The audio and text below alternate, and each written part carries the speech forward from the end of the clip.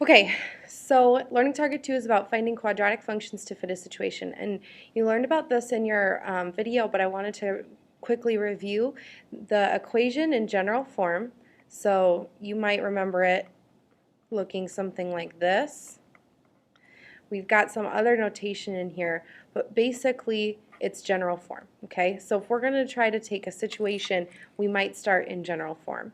So the things you need to know to be able to write it in general form would be A, B, and C, the coefficients, and the two coefficients and the constant. The coefficient in front of the x squared term, sometimes called the leading coefficient. This is the downward acceleration, which I just spelled wrong, due to gravity, okay? And this is just a constant. It's always going to be a certain number. So gravity, the downward acceleration due to gravity is always going to be constant. You're never going to have to find this number. It's either going to be one of two things for now. You're either going to use negative 4 point, oh, let me double check here. Don't want to get it wrong for you.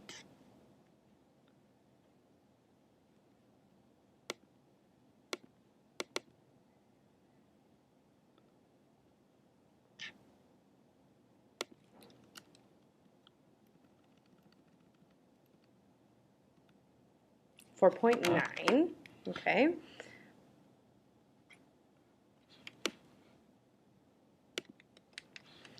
And that is in meters per second squared, okay? So if you're talking about a scenario that's measured in meters, that's the number you're going to use, or it's negative 16, and that's in feet per second squared. So that will be the number you'll use for feet.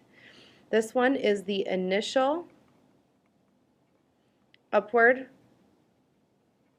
velocity. So this is, if something is, usually projectile motion is something like this. You start at a certain height, you throw it, it goes up, and it comes back down. That's the idea of projectile motion.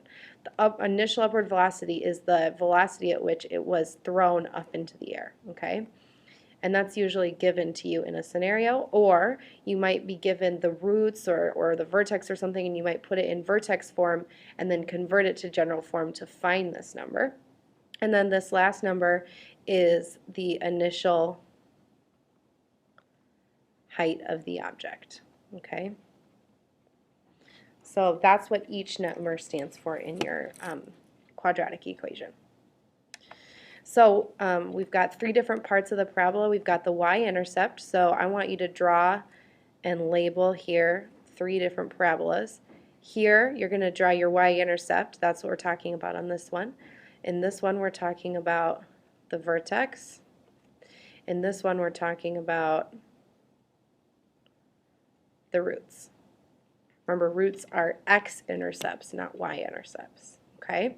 And the reason I put s in parentheses is because with projectile motion, generally, you're only going to be looking at one root that it makes any sense, because you'll usually have a negative root and a positive root, and so the negative one can be thrown away because obviously from projectile motion, it's the initial starting point is here and then it goes down. So the y-intercept right here is the starting height. Okay, and how to find it? You need to have your equation in general form, and then so y equals ax squared plus bx plus c. It's this part right here. So you look for this for the starting height. Okay, your vertex right here, what it represents is the maximum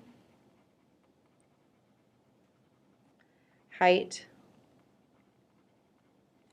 of the projectile. So if you're looking for or given the maximum height of the projectile, that's going to be in vertex form,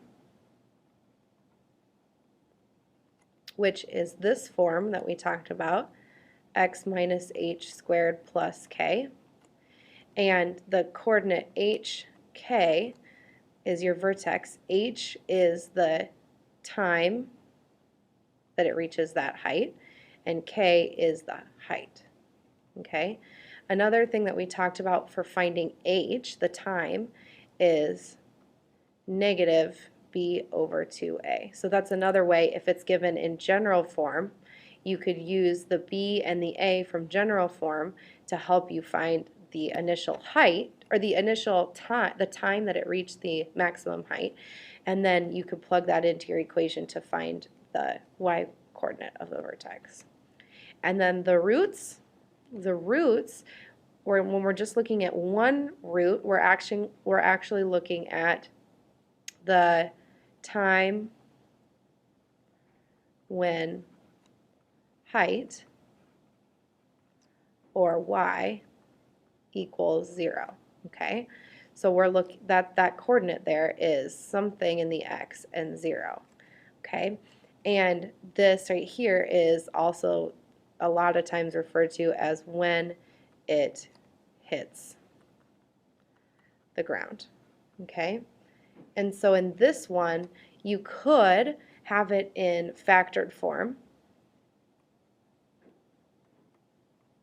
and look for the positive root. So you'd have x minus r1, x minus r2, okay, with your a in front usually on both of these. You're going to either have negative 4.9 or negative 16.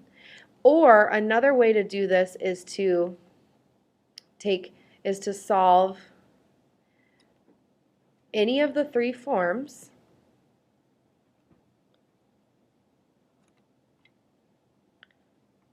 when y equals 0. So you could have it in any form that you want. So even if it's not in factored form, if it's in vertex form or general form, then you could just put the answer, or you could put the number 0 in for y and solve the equation to find the two. You'll find two answers, two x's, and you'll throw away the negative one, and that'll give you your time when it hits the ground.